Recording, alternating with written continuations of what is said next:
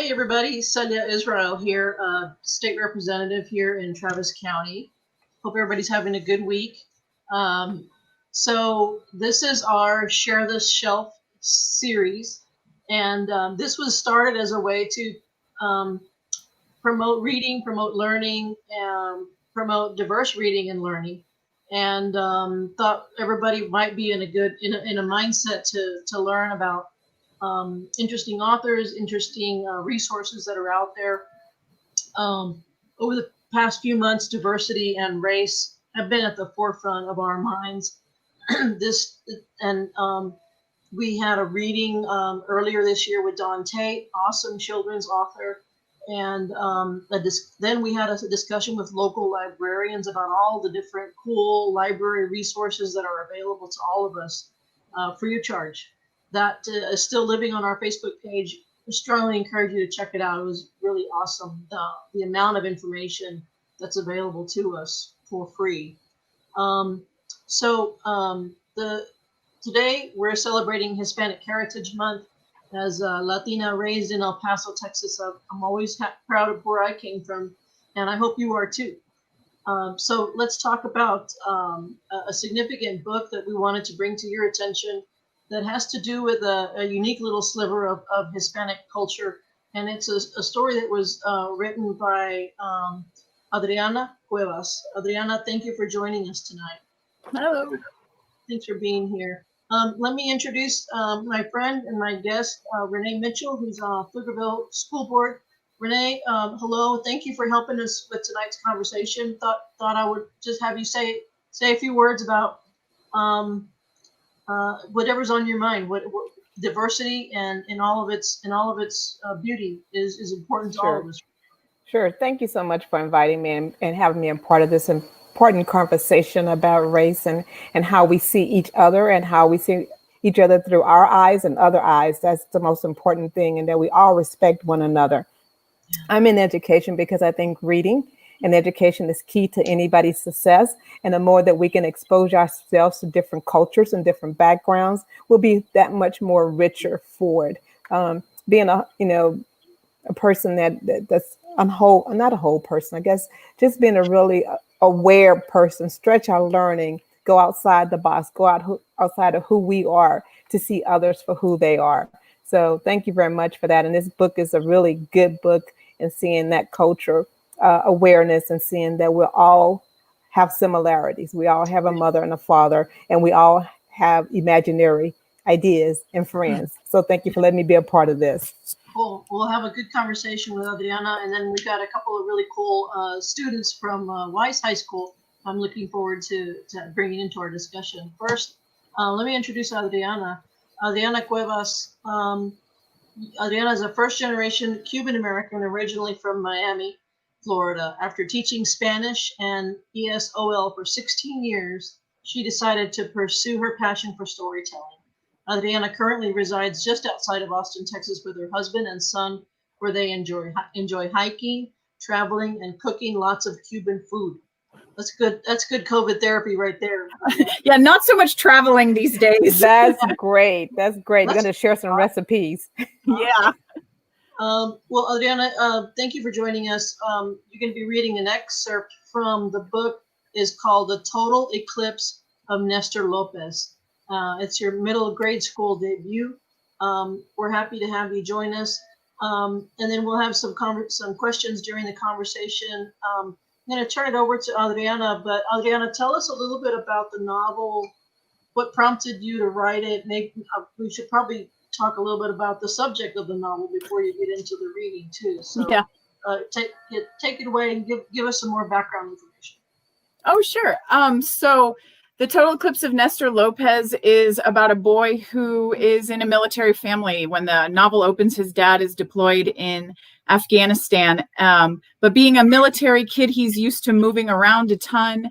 And so when he finally gets to live off base, he gets to live in New Haven, Texas with his abuela, with his grandmother.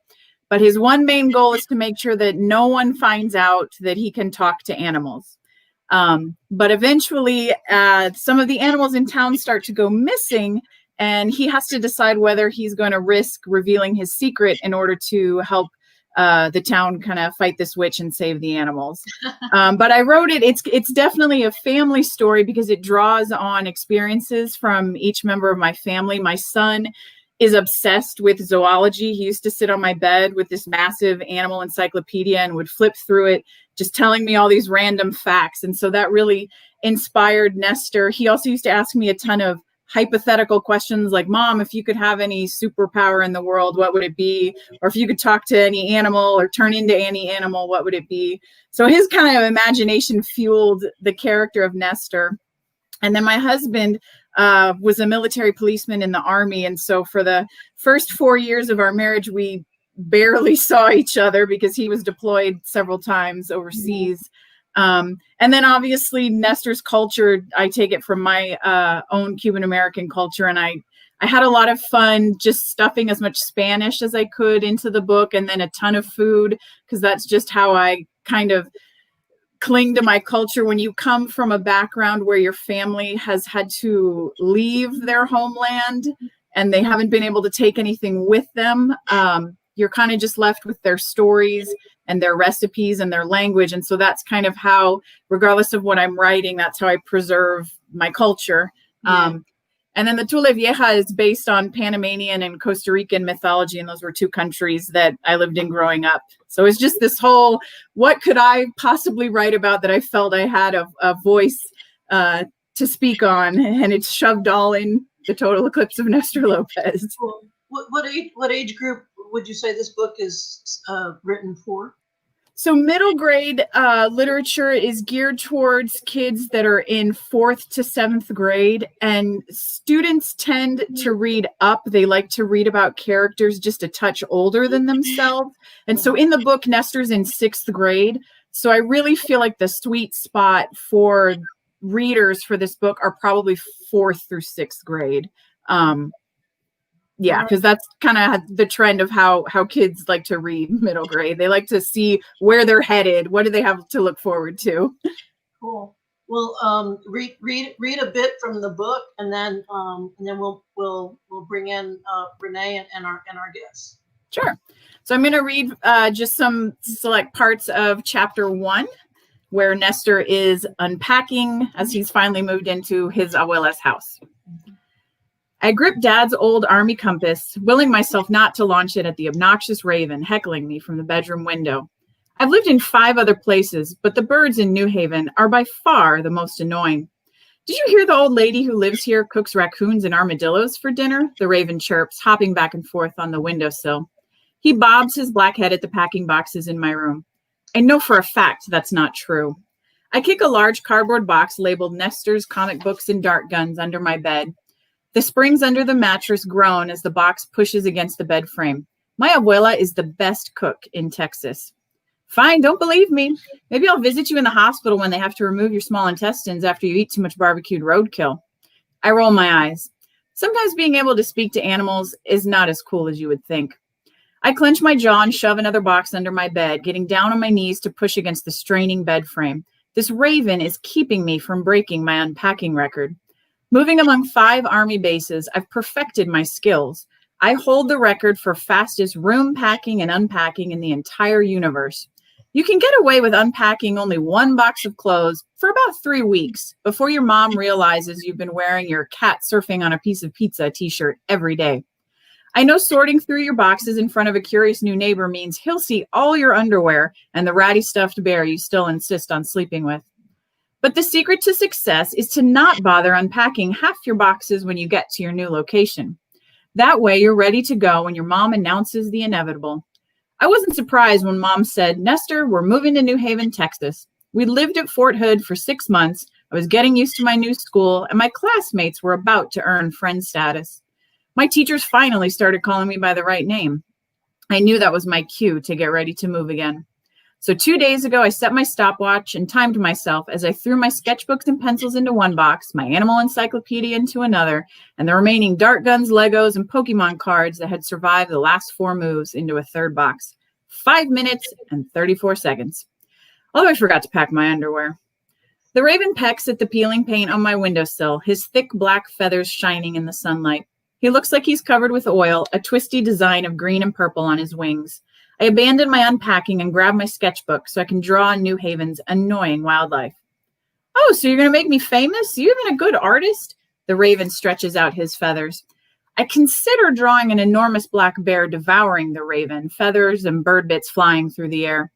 I'm shading in just the right look of obnoxious in the raven's eye when I hear a soft knock on the bedroom door. My abuela shuffles in, her curly hair piled on her head. She tried to dye it red to cover her gray, but it's come out more of a purple. It matches the tiny flowers on her housecoat. Abuela gives me a hug, and I inhale the scent of lavender. Of the 5 times I've moved, this is the first time someone I know has greeted me. Usually, it's just an empty house with echoing walls and neighbors' curious eyes. I could stay in Abuela's hug forever. And how is the unpacking? She scans my new room and pauses when she sees the packing boxes shoved under my bed. She chuckles, giving me a wink. The raven beats his wings against the window frame. Oh, you're so busted. I shake my head and look at Abuela, checking to see if she can hear my annoying animal companion, too. She's busy pulling a brown paper bag from behind her back, no reaction on her face. I guess my ability to talk to animals didn't skip a generation. Fine, I guess. I glance at the boxes in my closet, shoved behind my clothes. What's that? I ask, as Abuela holds out the brown paper bag to me. I have something for you, Niño. Abuela's eyes sparkle. I peek inside. A baseball glove rests at the bottom. I thought you might want that. I went up to the attic to dig it out of some boxes. I almost broke my hip, esas tantas escaleras. I run my fingers over the worn gloves, smiling as Abuela curses the attic stairs. The brown leather has cracks in the palm, and a few loose laces hang from the edge. It's definitely well used. This glove was your papi's. He and your abuela spent hours out there in the backyard tossing a baseball back and forth. I had to yell at them so much to stop throwing and come in for dinner. And I'm a good cook, ya tu sabes. Abuela chuckles and sits next to me on the bed. She shifts her weight as the boxes crammed under my bed push the sharp bed springs against the mattress. I hear the cardboard begin to crunch on one of them. I hope that's not the one with my aquarium. Gracias, abuela. This is really cool. My dad's glove. I slide my fingers inside and flex the glove open and close. I definitely won't forget to pack this when we move again.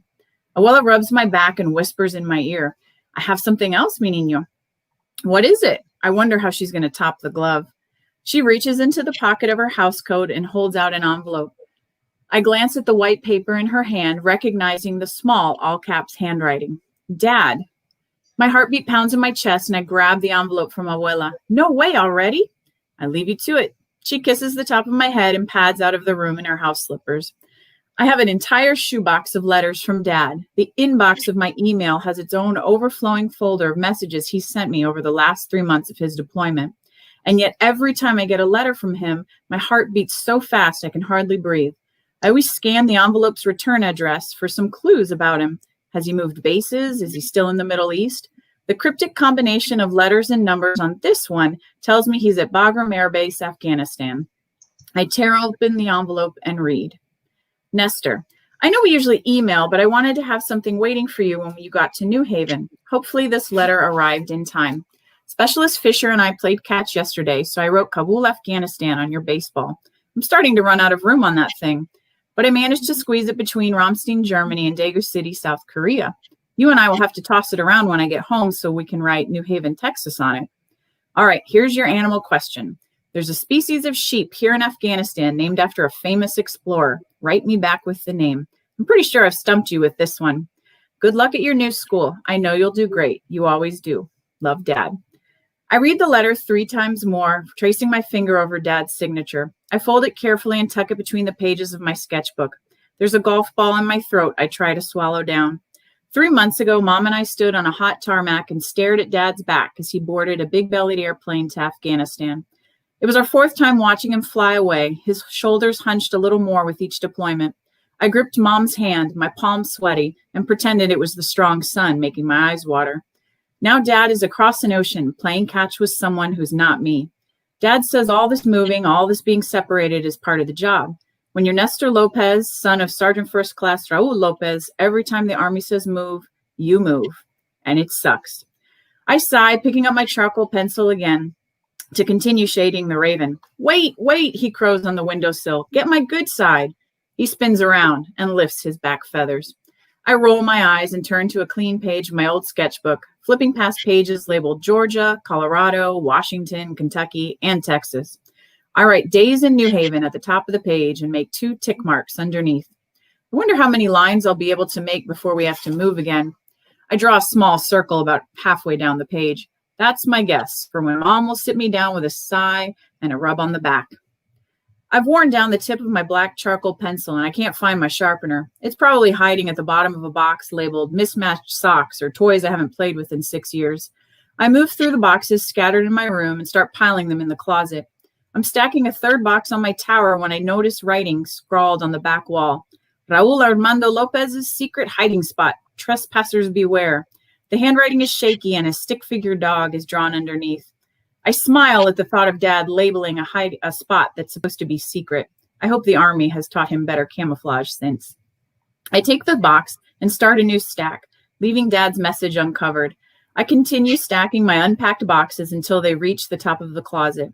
I have to use all my body weight to close the closet doors, the wood creaking against my shoulder as the cardboard crumples. All unpacked? Mom's head pops around the doorframe and she scans the room. I jump onto my bed and move my feet in front of the boxes crammed under the frame. I keep an eye on the closet door, praying it stays shut. Yeah, sure, of course. Look under the bed, look under the bed. The raven flaps his wings and squawks. I snap my head toward the raven and swat at him with my sketchbook. He flies from the window with a screech. Mom's tired face doesn't show any hint of understanding the bird. The dark circles under her eyes match the purple in her shirt, and her black hair has mostly fallen out of her messy ponytail, sticking to the sweat on her forehead. It seems like with each move, she gets slower at packing and unpacking while I get faster.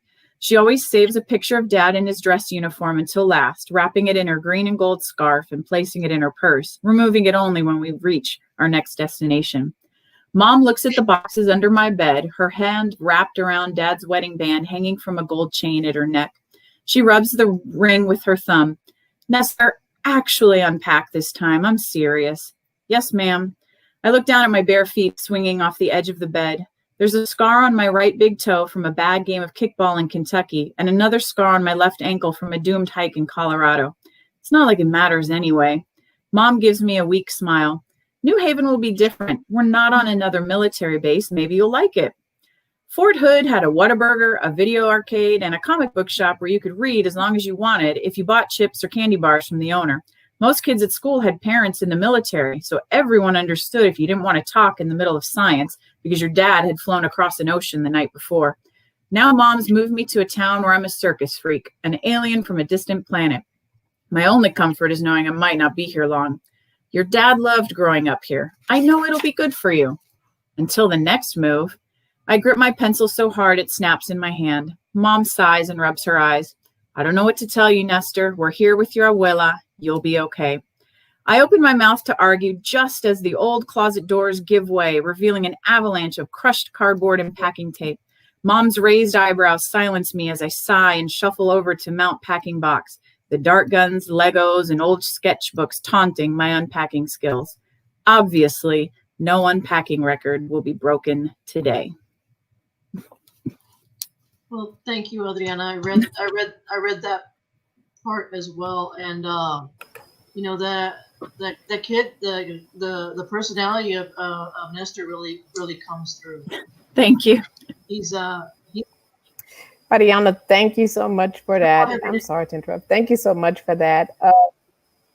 That book is so great. I love the relationships that you have, those little hidden meanings of throughout there. It's great.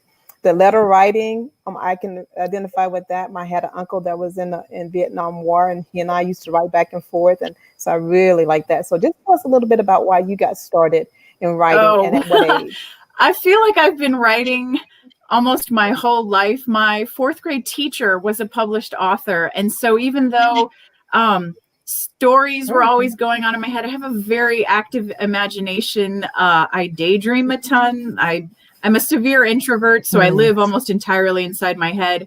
And so being a writer and an author is actually a productive way to make that work for me. But yeah, I want to say that I started writing in 4th grade, and my family always encouraged it. I used to write a family newspaper where I would leave scathing reviews of the summer reading books that I had to do, and Wow. updates on what celebrity my older sister was in love with. And so Oh my it gosh, was just, that's they interesting. never treated it like a silly hobby. It was, they loved it. I think my mom probably still has some of those newspapers. I know she still has the book report that I wrote on a book that she assigned for me because she was my 7th grade science teacher. And I hated the summer reading book that she assigned to me. So I wrote this really long scathing review of why it was so terrible and turned it into her. So yeah, no, writing is something that's always been with me because I just feel like I said, I just have an overactive imagination, and it's a way for me to be productive with that. That's an interesting way to get started with writing. Just don't look at the big picture and the first novel you have to do or the first book you have to do. Just start with the simplest thing, like what makes you happy, what's going on in your family, a newsletter for the family. That is interesting. So I guess, Sophia and Chelsea, I guess you guys can start writing about just your siblings' life, right? Yes, definitely. There would be lots to share. There you go. Well, for our audience, Sophia and Chelsea are big bad seniors at Weiss High School. Yes, so ma'am. Are you the first graduating class? No, ma'am. We're the first class to go completely through all 4 years at the school. Yes, ma'am. Cool. Well, what do you think about Adrianna's book, and that understanding that this is way younger than what you guys are? But I'm asking you to remember what it was like when you were 6th and 7th grade, and what you liked to read, and what your thoughts were about this story. I truly love how she used vocabulary to truly show the character. And from someone who was raised in Texas most of her life, seeing how she was talking about like, oh, if your parents went to military, don't talk to that kid, this and that.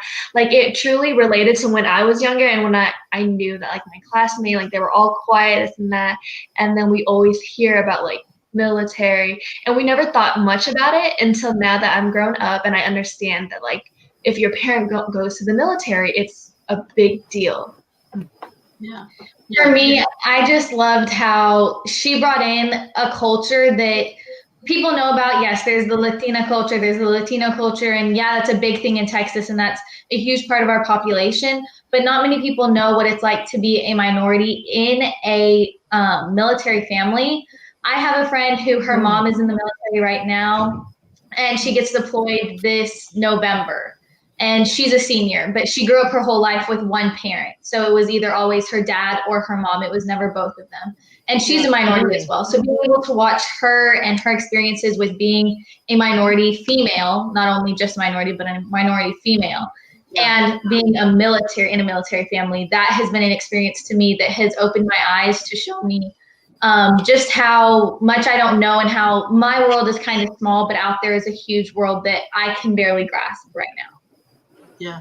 Well, I always say reading is an adventure, and it should teach you or help you think in a different way about something, a scenario, or somebody's background that you otherwise might not have known. So Adrianna, mission accomplished. Like, who would have thought about this kind of a character, who's not only a Latino kid in a military family, but has this special skill to talk to animals. It's pretty cool. Before we go on with more discussion, just want to make it clear that those that are listening can chime in with questions if they want to as well. So if anybody has any questions for the author or for any of us, the kids' view here is much more interesting than mine. So anybody. There's a topic I thought I would bring up on this one, and it is kids that are different. That's not always easy when you're a different kind of kid. And Nestor is a different kind of kid, Adrianna. So I wanted to hear from Sophia and Chelsea as well. But Adrianna, what were your thoughts about intentionally writing about a different kind of kid? I think it came from two different places. One was that I knew I wanted to write a fantasy story. And so obviously I was going to give this kid some kind of ability. And it, like I said, it stemmed from the questions that my son always liked to ask me, but the emotions that go along with that, I think stemmed from how I felt growing up, how I know my son feels growing up, where you just aren't certain if you fit in, and if you don't feel like you fit in, why is that? And then, is that something I should even care about? But I've found that when you do have that slight feeling of not fitting in, it can kind of wear away at you after a while, because you don't feel like you have the support system that others do. And so I think Nestor, part of it is it's a self-care, it's a self-protection, where he feels like he is going to be moving around so much. So I'm not even going to bother to make friends because I know I'm going to be moving soon. And so he's just trying to protect himself. And so throughout the book, he's kind of having to learn to let people in. And because they have this fantastical adventure they're going on, he has to learn to rely on other people and to ask for help, which I think is sometimes hard for anybody to do. But especially for people who are used to just kind of keeping to themselves, it's hard to reach out to others. And so I really liked exploring that with Nestor within the context of a fantasy story. I'm not really one to read books that only focus on a serious theme. I like books that have serious themes incorporated into the plot, into an adventure, into a fantasy, because I think that's a great way to get kids to read about serious issues. And so the idea of using a fantasy story as a vehicle to look at, like we've said, the lives of military kids or Cuban American kids, I liked being able to do that. And I completely agree with what you said. While I was reading the book, I was thinking about, like, is he like a symbolism to all the minorities, where when you move into a new area, you don't know anyone, you don't know if they can relate to the problems you have. Like, similar to me, when I first came to Texas, I did not know English at all. My first language was Vietnamese. So I stuck with a group who only spoke Vietnamese, and I was scared to venture out because I didn't know if anyone would understand what I was going through. And so I related to that while I was reading the book. Mm-hmm. Well, but also just the way that I like how you incorporate big themes into a fantasy book, just because I know growing up, I was always the independent, strong-headed kid that if I could do it by myself, I was going to do it by myself. There was no way I was going to ask for help. And recently, with college coming up for me, we had to write an essay on who we were and who we are now and just the change. Wow. And I wrote mine on, I had to learn how to ask for help. And I recently learned that in the past 1 to 2 years, and I'm 17. So for younger kids to have that access and to be able to learn such a basic life skill that they're going to need when they grow up, that it's okay to ask for help. It's okay to make new friends. It is okay to be different than other people. And you have to embrace your differences between other people, because that's what makes you who you are as a person. So that was a great I also love the fact that they didn't know that they're learning it. Like, they're reading it because it's a fantasy, like it's interesting to them. But like in the end, when they grow up, they'll realize, like, oh, this book is actually teaching me how life really is. Yeah. And I think too, because I was a teacher for so long before I started writing, I always had those kind of reluctant readers in my mind as I was writing. And so it was, there's no reason why those kids who maybe reading a book is not their first choice, is not really what they want to do. There's no reason why they can't read a fun story, but at the same time, one that's going to get them talking about some issues and themes. If you present them with a book that's only issues and heavy themes, they might say, I really didn't want to do this to begin with. So it's a nice way to slide that in. Sneaky. So Sophia and Chelsea, I would ask you, do you guys like reading books that you are more related to, like that's more relatable to you and your culture, or do you like going outside? I got it. I would say, just because like in high school, I get lots of books handed to me that are just, you have to read this for a report or whatever. I know last year in one of my classes, we read The New Jim Crow, which was a book I didn't personally relate to, just because I'm a fair-skinned Latina. I don't look like everyone else. I never was. My brother, on the other hand, him and I look drastically different. So I've seen struggles between my dad and my brother just in society. And so reading the new Jim Crow was an eye-opening for me just because I didn't have the same thing. So I would say I like to venture out because I feel I learn best when I read about other people, and it opens my eyes and gives me social awareness to be able to recognize things in society. Mm-hmm. You know, you brought up an interesting. You brought up an interesting topic, which it'll probably for another day. A culture or a race within a culture and a race. So there's differences between. So that's really interesting. But Adrianna, you know, just for our listeners, you know, you're Cuban, but what are the cultural difference between being Cuban and Hispanic? Is that a Well, I mean, I think what I found, so I grew up in Miami, Florida, where Cuban culture is all around you. So even though when I was growing up, I didn't have any books that had Cuban American characters in them, I didn't feel that lack because, I mean, my language was all around me. The food I loved was all around me in every restaurant. It was fine. It wasn't until I moved to the Midwest for college where I finally felt like an other.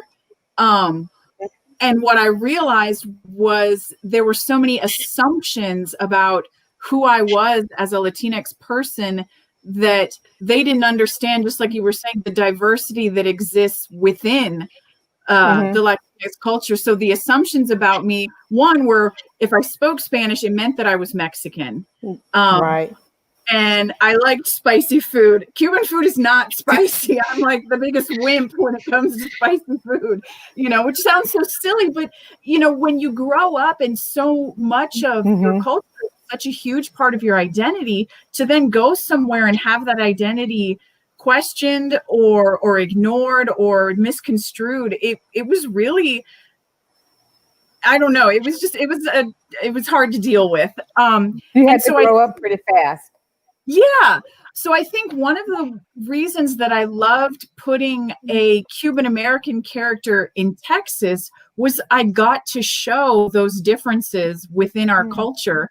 Nestor befriends a girl, Maria Carmen, who is Mexican American. And so it was really fun between those two characters to show their similarities, but also the differences that they had. And one funny kind of thing that I noticed that I pointed out, I did a school visit at a middle school near San Antonio where the students, when their teacher read my book to them, they were absolutely certain that I had gotten the Spanish word for witch incorrect because I was calling her a tule vieja. Well, that's from the Panamanian and Costa Rican mythology. And they're like, no, she didn't say bruja, that's wrong, you know? And so it was a good opportunity for that teacher to show those students, look, there's more than one witch that exists, you know, in our larger Latinx culture. And so I love exploring those kinds of ideas because I think we tend to use too broad of a stroke when we're describing cultures, and there's so much diversity and uniqueness that exists within that I would love to see explored more in stories and in books so that kids, all kinds of kids, can see themselves. I love to devour all kinds of books because there's so many great stories being told from various diverse authors' perspectives. And so I'm so happy to see that that's kind of slowly how publishing is moving. Chelsea, what's your nationality again? Oh, I'm Vietnamese. Okay, so I just want to put something out there. Kids, if you're listening, if you know someone that's different than you, Vietnamese, Mexican, Hispanic, Cuban, learn their language. That's what my daughter did. I think she knew someone that was Vietnamese at Weiss where she goes, and this was 9th grade. So she just befriended her and say, teach me how to speak, you know, your language. And so she used to come home with these words to tell me what they were in your language. So I just embrace the differences in what we see in each other, you know, learn how we can work together to make things happen for us and for us others around us. And you make it easier for those that's coming behind you as well. You're leading by example. So I just wanted to put that out there. Yeah. Well, Sophia and Chelsea, I think it's cool that y'all are best friends. And Yes. you come from different cultural beginnings, but in Texas, we're like a rainbow, right? Like Yes. your school probably is very diverse. So how have you have a friendship, a bond, it's a friendship. How have your cultures mixed as friends? I mean, I have to say, when we go out to eat, I know what I'm down to eat, and I know what she's down to eat. So we've kind of let our cultures mix and intertwine. And she speaks Vietnamese fluently. Like, she could go on and on and on. Yeah, and there are times where Sophia has asked me herself, she was like, how do you count? Like 1 to 10. And I tell her, and sometimes we sleep over each other's houses. And over here, Sophia's always cooking Mexican food, and over there, I always have like Vietnamese food. So we introduce each other to each other's cultures, see what food we like, what food we don't like, and just like slowly introduce it and see if like we like it, or maybe we can try something else new. But there's also a mutualistic respect where if I don't like something from her culture, it's not that it's bad on her culture. It's just that's not my personal preference taste, which I think is so important, that we can have differences but still respect each other. And like, she speaks Vietnamese fluently. I don't speak Spanish fluently. I have grown to learn Spanish and I can speak conversationally, but I still struggle with that. But that's because when my dad was growing up, there was a stigma about Mexican Americans who spoke Spanish. And so his parents told him, no, we're not teaching you. And so he grew up without Spanish, which I grew up without Spanish. And That's interesting. there was that whole stigma around it. But for her to grow up and know her language, and me to have learned my language, for us to, I'll talk to her in Spanish. She might not know what I'm saying, but I'm still going to try to communicate with her. She gets the key points from it. But I think that our bond is tighter than just our differences. We were friends before we saw color, before we saw facial structure, before we saw anything. We were friends based on character and not what we saw on the outside. Yeah, I would also agree with that, because I feel like as we both grew up, we never really learned to look at color or look at differences. Rather, we just enjoyed our culture. And like, when I was in elementary school, we had this annual dance, and I was in like a diversity school. So I grew up just like doing dances annually and exploring my culture with everyone. And I would always remember people coming to the dance, like even if they don't know the language, even if they don't know anything about it, they would come watch everyone dance. And that's why when I grew up, I never really saw color, because I thought everyone was the same. And I also wrote about this on my college essay, because I was assigned for A&M, and they wanted us to talk about diversity. And I talked about that and being like, I never grew up seeing color. But So diversity is Texas, such a... Yes, diversity is a... Go ahead, I'm sorry. Was it important for you to speak your language at home, unlike Sophia? Yes, ma'am. It was really important, because my mom knew that a lot of people come over to America and they don't speak English fluently, because she personally does not speak it fluently either. And half the time I translate for her to any medical or bills. I always translate for her and help her understand. So she wanted me to have the ability to know both English and Vietnamese. So when I go into my future jobs, such as like the healthcare field, if anyone doesn't speak English, I could help both sides of diverse. But it's such a key thing to be able to recognize diversity, respect it, like I've said before, but also to be able to communicate with people within your culture and be able to help others out who don't understand your culture, because being self-aware is what benefits the community most and allows people to recognize the problems that they may not personally face, but that are still problems facing our community today. Wow, that's big. All right, you guys are getting real deep on me now. Well, thank you guys. Renee, I want to give you, we're going to do a little around the block and wrap things up. But Renee, what are your thoughts about our conversation about this book and the author and what she's created for us tonight? I think that you can learn different things in so unexpected places, right? Because this book is about a little boy who's trying to fit in, who's trying to just get along, given his family dynamics. And so you're reading about his adventure as well as learning about his culture at the same time. So just be open-minded to what is and around you to embrace a holistic approach to life and learning. Adrianna, what are your thoughts about our discussion tonight?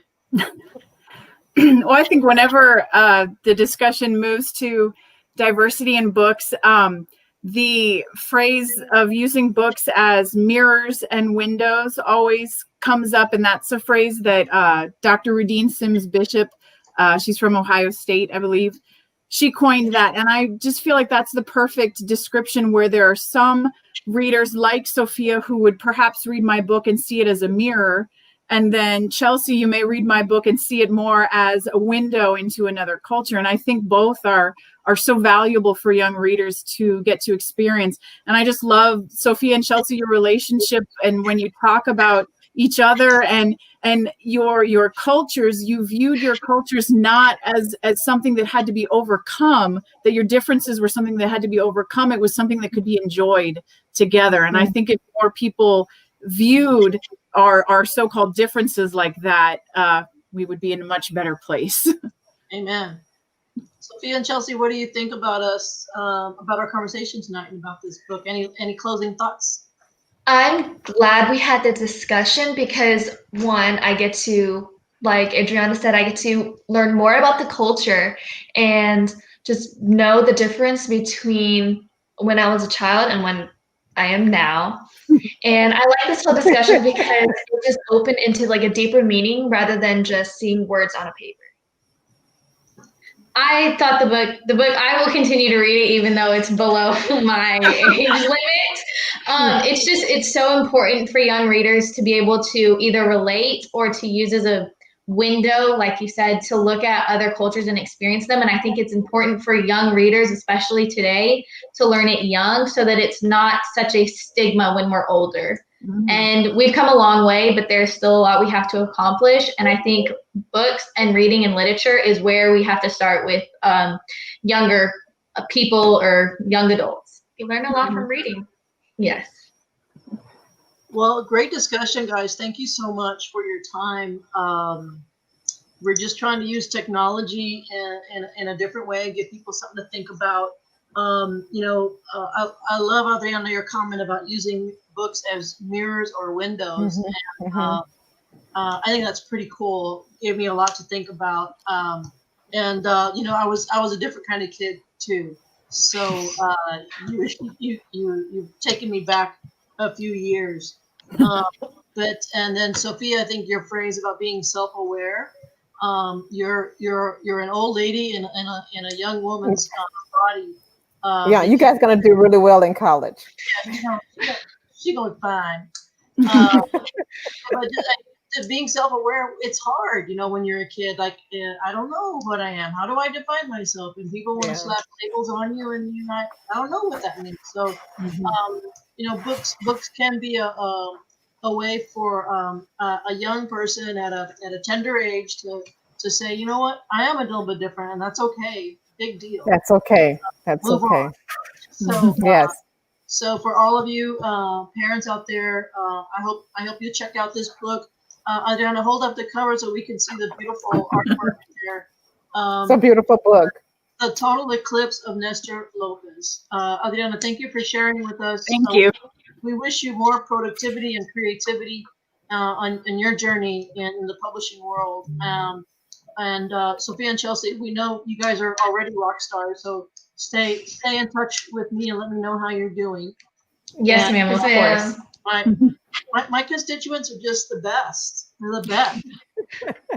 Renee, thank you so much for all of your work with the Pflugerville ISD and for your joining us and helping us have a good discussion tonight. All right. Thank you for inviting me. Thank you so much, guys. Bye.